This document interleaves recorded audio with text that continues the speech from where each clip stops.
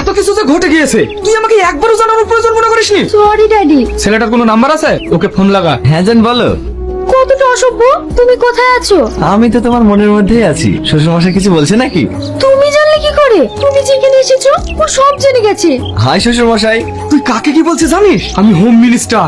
এর পরিণাম কি হবে তুই জানিস? দেখেন শ্বশুর মশাই, আমরা দুজন দুজনকে অনেক ভালোবাসি। আপনি আমাদের মধ্যে পথের কাঁটা হয়ে দাঁড়ায়েন না। তোর যদি সাহস থাকে তাহলে 1 ঘন্টার মধ্যে তুই আমার সামনে এসে দেখো। আমি 1 মিনিটের মধ্যে আসছি শ্বশুর মশাই। ও সব সময় আমাকে ফলো করে থাকে। তুই কেন এটা করছিস? বিশ্বাস করুন শ্বশুর মশাই, আমি কিছু চাই না। আমি শুধু আপনার মেয়েকে চাই। আপনার প্রেশারের ওষুধটা। আপনি এসব ছোটখাটো বিষয় নিয়ে চিন্তা করেন না। তোমার এটা ছোটখাটো বিষয় মনে হচ্ছে? সামনে ইলেকশন, আমি এখনো পর্যন্ত বুঝে উঠতে পারছি না ও কি চাই। হ্যালো স্যার, কোথায়? আমার পাশে। তাড়াতাড়ি টিভিটা অন করো। এখানে আমার কোনো দোষ নেই।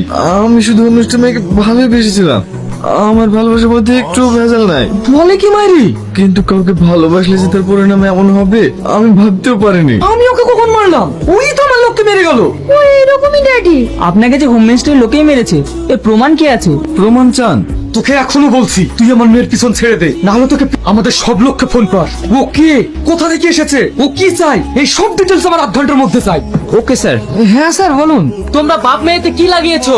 যেটা চলছে সেটা যদি ইমিডিয়েটলি বন্ধ না করতে পারো তাহলে তো তোমাকে টিকিট দেওয়াই হবে না, তার সাথে সাথে তোমাকে সাসপেন্ডও করা হবে। হ্যালো, সব তোর জন্য হলো, সব দোষ তোর।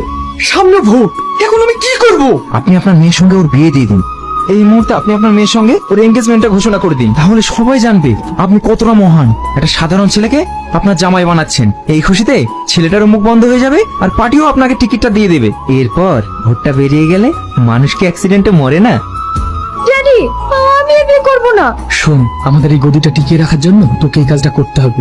আর তাছাড়া আমি তো তোর সাথে বিয়ে দেবো না। তুই শুধু ইলেকশনটা শেষ হওয়া পর্যন্ত ভালোবাসার নাটকটা চালিয়ে যা। তোর ভাই ফোন করেছে। হ্যালো বলো জান। ড্যাডি, তোমার সঙ্গে আমার বিয়ের ব্যাপারে কথা বলতে চাই। তুমি কি এখন আমাদের বাড়িতে আসতে পারবে? আসতে পারবো মানে? তুমি 2 সেকেন্ড দাঁড়াও, আমি 3 সেকেন্ডে আসছি। আমি তোমাদের এঙ্গেজমেন্টটা ভোটের আগে সারতে চাই। এই তো দেখছি মেঘনা সাথে বৃষ্টি। শ্বশুর আব্বা, আমার আংটির সাইজ কিন্তু 19। আপনি চামচাদেরকে বলে দিয়েন 24 ক্যারেট গোল্ড দিয়ে জেনে বানাই। ওসব নিয়ে তুমি চিন্তা করো না। শুধু 24 ক্যারেট কেন, তুমি তো আমার 48 ক্যারেট প্রাপ্ত জামাই। দাদা, আপনার সাথে একটু কথা ছিল। কি কথা? আমাদের বিরোধী পার্টিরা ওটা জেতার জন্য বাইরে থেকে লোকজন হায়ার করছে। এই মুহূর্তে যদি ওদের না আটকাতে পারি তাহলে আমাদের জেতা খুব মুশকিল হয়ে যাবে। এখানে তো ভাবার কি আছে? এর আগে যেভাবে 21 জনকে টপকিয়েছিস, একেও সেইভাবে টপকিয়ে দে। ঠিক আছে দাদা। আর শোন, এই ব্যাপারটা যেন কোনোভাবেই লিক না হয়। আজ থেকে তুমি এই বাড়িতেই থাকবে। শোন, ওকে ওর রুমটা দেখিয়ে দে। ঠিক আছে দাদা।